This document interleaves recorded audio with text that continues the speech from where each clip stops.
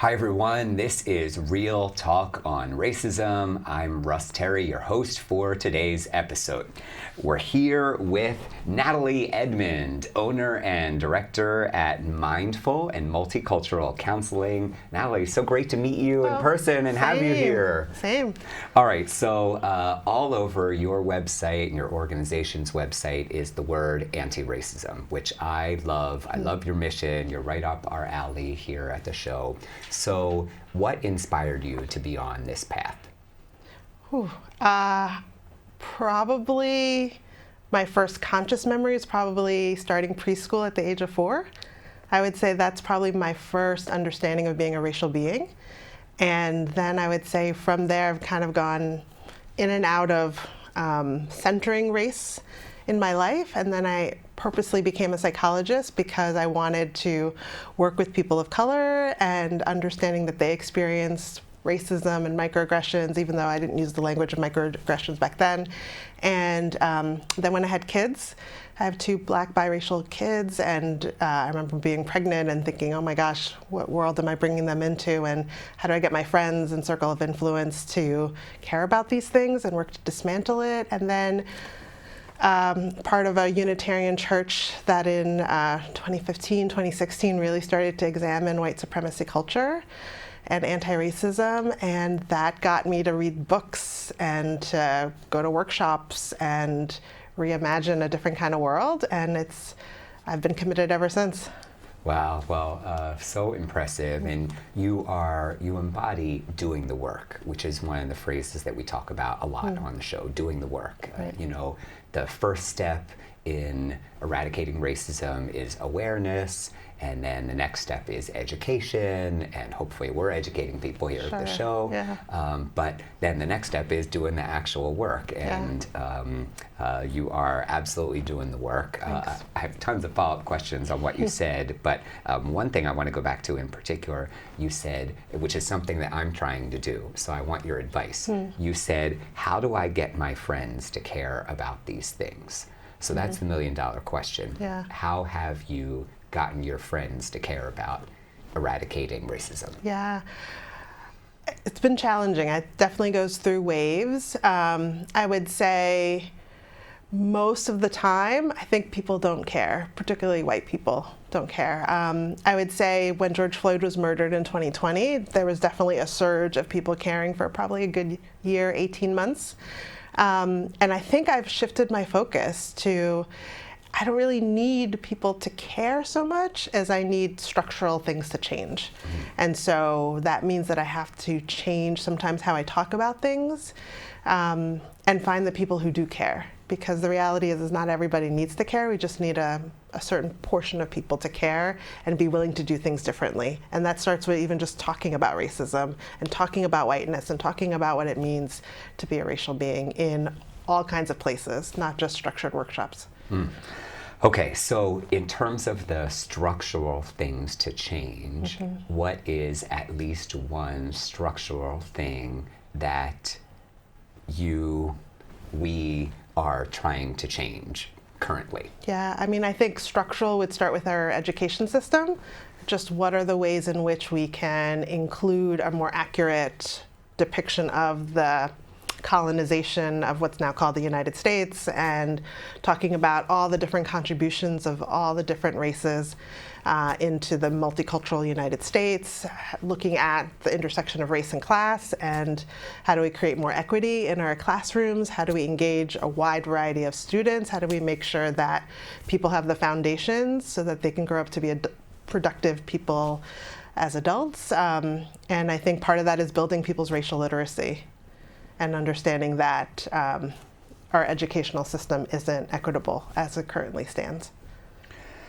All right, lots more follow-up questions on that. Yeah. I mean, I volunteered for many years with Big Brothers Big Sisters, and often it's a white person mentoring a person of color. And even though the one little I'm thinking of, went to a good school in Harlem, when he interned at our firm, one of the items of feedback that I got from one of his managers was that his writing skills weren't as good as some of the other interns. So I'm thinking, gosh, is this a systemic racism, a systemic issue in our education system, that even though he's smart and working hard, that he doesn't necessarily have the writing skills, the English language skills, even though he was born in the US, speaks English as his primary language, that, let's say, a white person who grew up in the suburbs would have. Yeah, absolutely. And then how do people perceive that? Is that individual responsibility that he's not smart enough, he's not doing enough work, or is it, the culture or systems in which he was educated in didn't support that, or that we have a standard that says that this is the proper English and this is the proper skills, when people have a wide range of abilities. Yeah, which I know changing the structural racism of our education system in the U.S. is a heavy lift, and I don't want to sound unrealistic, but not something that you or I could do on our own. But one of the main things we try to do at the show is the people watching, what can they do? So with a huge issue like systemic racism in education, what can a white person watching at home do? I mean, I think whether you have kids in the school district or not is going to Board of Education meetings, because oftentimes people who go to Board of Education meetings, and I think they've become much more polarizing discussions at Board of Education meetings, is people who tend to go are people who are passionate about something. And so this goes back to the apathy or the lack of interest, is do you care about what kids are learning? Do you care about the graduation rates? Do we care about the tracking that happens in schools, that even in racially diverse schools, there's still people are segregated into different kinds of classrooms. So whether it's honors or different kinds of classes. So what's the suspension rate at the school? What's the expulsion rate? So really looking at what's the data for your own school district, and even just looking at the ways in which cities often are segregated. So even if it's a racially diverse town, where do the Black, Brown, Indigenous, Asian people tend to live? Where do the white people tend to live? Are your kids able to interact with a wide variety of other people? So they're building these intimate relationships at an early age, building their racial literacy and fluency. So I think that would be some of that stuff. I love that you said racial literacy again, because I wrote it down the first time but didn't get to ask a follow-up question on that. So I can guess what it means, but I want to hear you say it. How would you define racial literacy? I mean, number one to me is, do you see yourself as a racial being? Because oftentimes white individuals don't see themselves as a racial being, but Black, Brown, Indigenous, Asian people tend to be racialized in a different way. So do you see yourself as a racial being? What does that mean? I often, in my workshops, ask my white-bodied participants, when did your family become white? And so to be able to answer that question, how many generations ago was that? And what does it mean to live in a society where whiteness is the standard or the norm? And when whiteness is named, can you be comfortable with that without taking it personally, without getting defensive? And how can we have conversations across different races to talk about what does it mean to be a racial being in the United States in this current time period? And what do we need to make sure that everyone can have access to all of the wonderful things that exist in the world? Yeah, so these questions that you ask are on this amazing assessment that's on your website. You can go to drnatedmond.com. That's Dr. NATEDMOND.com. We'll put it on the screen. And it took maybe about 5 to 7 minutes. And here I am going in, okay, I host a show called Real Talk on Racism. I'm going to be high, which is the highest in all the different questions. And newsflash, I wasn't, because there were so many different amazing questions that it asked. And it was a great aha for me, and hopefully anybody that watches this and takes the assessment as, gosh, even if you're doing the work, there are still so many other things that you can do in addition to what you're doing. And great, I know I had great ahas, like, oh gosh, I didn't even think of that. So you mentioned your workshops a minute ago. So I love that, not only do you practice as a counselor, psychologist, therapist, etc., but you give workshops to groups of people where I'm guessing you help the white people in the room have hopefully some ahas that, they may have lived a life of privilege up until this point. Their life experience may be different. What would you say are some of the most, at least two of the most powerful examples of what's happened in one of your workshops? Yeah, well, it's interesting you say that because I would say majority of my audience is white individuals, but actually sometimes I do affinity spaces, so spaces where it's just people of color gathering, because the conversations that people of color have about being racial beings changes when there aren't white people in the room. And I think that there's a lot of racial stress and trauma that passes down through generations that is really important for people of color to talk about, which often doesn't happen when white people are present because white people are building their racial literacy and aren't ready to talk about the racial trauma part. So I would say powerful things that happen. So I was running a workshop this morning, and this is a group that I meet with once a month. So we've built a little bit of their racial muscle. I often talk about it as like building a muscle.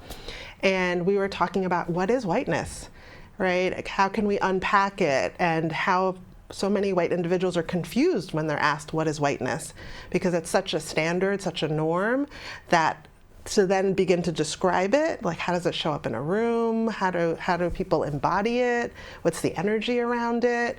What does it look like when it's all white people in the room? How does whiteness show up? So getting people to really start to think you can be a good person, and still have internalized all of the white body supremacy, all of the anti-blackness racism, just simply by breathing and moving around in the world, because it is so pervasive. Gosh, make me want to come to one of your workshops so I can have these ahas. I'm sure it just sounds fantastic. So one in particular I saw, you held a training recently called Embodying Anti-Racism and Anti-Oppression in Group Practices. So why was it important for you to have this event or training in particular? A lot of the organizations that I work with are actually mental health practices that have a number of therapists in it, calling it a group practice, and similar to the group practice that I have in Ewing. And what I want people to know, especially if they own a business, is oftentimes we think about how do I add anti-racism on the side, right? And what I want people to start to do is how do you center anti-racism?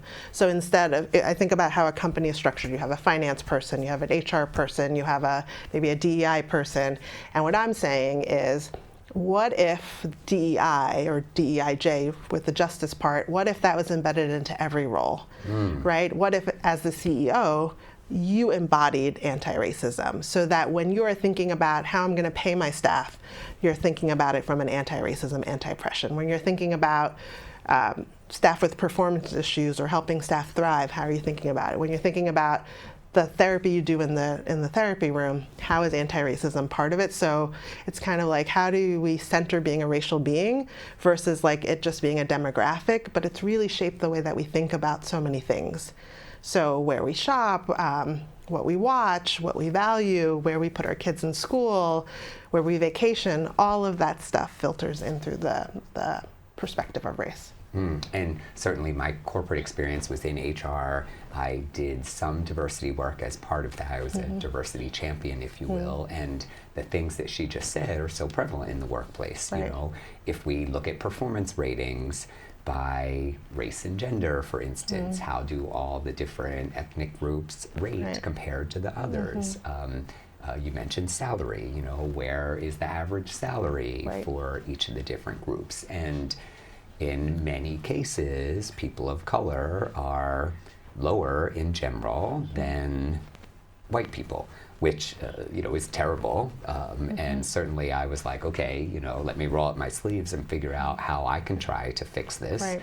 But I think it's really smart of you to say, yes, if the CEO has a conscious anti-racism lens, that will certainly help, as opposed to being like an HR or DEI initiative that the CEO just does what he or she is told to do, and that's kind of it. Right. And I will share some good news. I mean, the place that I worked, it wasn't good when I was there. Now they at least have, it's an accounting consulting firm, so they at least have in the partner metrics diversity stats, if you will. So the partners are evaluated based on the ratings of people of color, how many people of color they have, how many leadership positions, promotions, raises, all of those things. So that gives me hope, because I kind of started the journey and then left to go out on my own. But there's a lot to solve, so I like to see at least there are some examples of good news. Yeah, absolutely. And I think that's a great example of how, having people care or get insight is one thing, and another thing is how do you set up the structure to create the change, right? So I think like having metrics that are part of people's performance, that's the structure, right? Having policies, like often going to a workshop alone might give a momentary aha, but might not lead to like consistent change or embodiment in one's everyday life, because you need accountability, you need support, because the currents of racism and white body supremacy are so strong that you really need every day some sort of way of trying to do action towards anti-racism. All right, I want to go back to something that you said a few minutes ago, racial trauma. So I've even had an incident of that recently where a person of color mentioned trauma to me. So as a white person, obviously, or perhaps not obviously, I can't necessarily empathize with experiencing racial trauma that a person of color has had to experience or endure or go through. So for any white individuals watching today, if they know a person of color who has gone through some kind of racial trauma, how can I or they best support that individual? Yeah, I mean, it's interesting because I guess I would say racial trauma on a continuum. So I think that there are a lot of people of color who experience stress related to being racial beings. And so that stress can just be code switching, right? So I show up in a predominantly white space, and as a Black woman, I automatically shift into a mode that will be comfortable for the white gaze, right? And I do it so fluently that I might not even think about the energy it probably takes for me to shift into a different zone. And I've been conditioned to do that since I was a kid. I wouldn't consider that trauma, and yet I think it's on the continuum, because I don't think white people are often adapting themselves in predominantly white spaces for that reason. They might be doing it for other reasons. And so usually when we think of racial trauma, we think of like overt acts of harm that we see in videos and things like that, which I think are the extremes.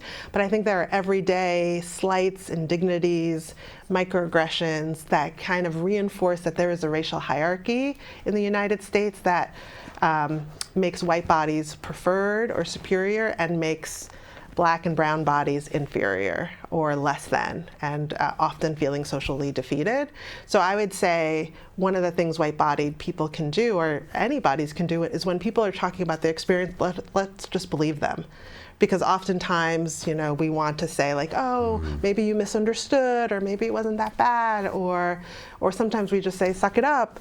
And so how do we begin to affirm people? How do we listen to them? How do we match the intensity of what they're saying that they need? Because I think sometimes white-bodied individuals haven't built the racial literacy or fluency, so they kind of become frozen and they don't say anything, which this person has become raw and shared, a deep hurt, and then it's met with silence or no emotional expression. And so how do we tap into the feeling of what it must feel to experience this harm, even if we can't relate because it's not our lived experience. I would say that white bodies also experience racial trauma, and that gets passed down through the generations because white bodies come from other white bodies who have been part of colonization and part of racial oppression as well. And I think people don't harm other people unless they've been traumatized in some sort of way. Okay. So I love seems like the wrong word, but I very much like the continuum example, that the trauma might not have been like something blunt to the head, but over time has a weathering effect. Yeah, the weathering effect. I like that. All this code switching, et cetera, which has come up on the show before in prior episodes. So if somebody does share racial trauma with you, first thing she said to do is, number one, to believe them. Because I think subconsciously or consciously, we as a white person might be defensive or feel like, well, how can that be their experience? I didn't see it. We make it about us. And if I didn't see it, then it must not have happened. So number one, believe them. Number two, you said affirm them. So what do you mean by that? I think affirm is some way of acknowledging what they've told. Right. Like whether that's, that must have been so terrible. I can't believe like this continues to persist, that you have to weather this, that you have to hold this. Something that matches the intensity in which the person, because I think sometimes even when we share, part of trauma sometimes is that we disconnect from our emotions and we're just telling a story. And sometimes when we really connect to the emotions, there can be rage. And that rage is not only anger, but it can be grief, it can be anxiety, it can be stress. And how do we allow someone to feel the fullness of their emotions without thinking they need to dial it down? Okay. So match the intensity, be aware of potential intensity, affirm, acknowledge, listen, all of these things will help the person at least feel like they've been heard and understood, even if we can't necessarily solve the issue right then and there or ever. But those steps will help a lot. Absolutely. And really just to empower the individual that's been harmed. So what do they need? Maybe they don't need you to fix it. Maybe they just need to be listened to, or they need you to do something. And so asking what they need. Okay, so what do you need, or what would you like me to do? Okay, got it. Absolutely. All right, this is very helpful. Thank you. I'm taking copious notes. Listen to what she's saying. She's a smart cookie. All right, so we have 4 or so minutes left. So in a minute or so, in the private practice that you do, meeting with people one-on-one, what would you say is something common that you hear in terms of racism that somebody experiences or trauma that a person of color experiences? For so many of my clients of color, it shows up in just about everything. So whether it's they're talking about discrimination they experience at work, being passed up for promotions, whether they're teachers and they feel not as much respect. I see it in parenting, the ways in which they're worried about their kids, they're talking about the way that their kids are profiled in some sort of way. We talk about colorism and the way that lighter skinned individuals tend to be valued more than darker skinned individuals, even in communities of color. We talk about body size and shape and beauty standards and the difficulty Black women have in dating, particularly in these apps. So it really, when you start to unpack race, it's everywhere.